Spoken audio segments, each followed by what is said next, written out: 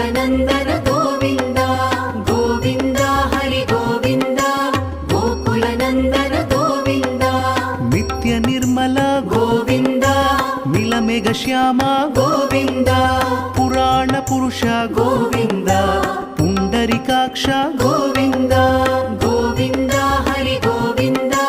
गोकुलनन्दन Govind Govind Hari Govind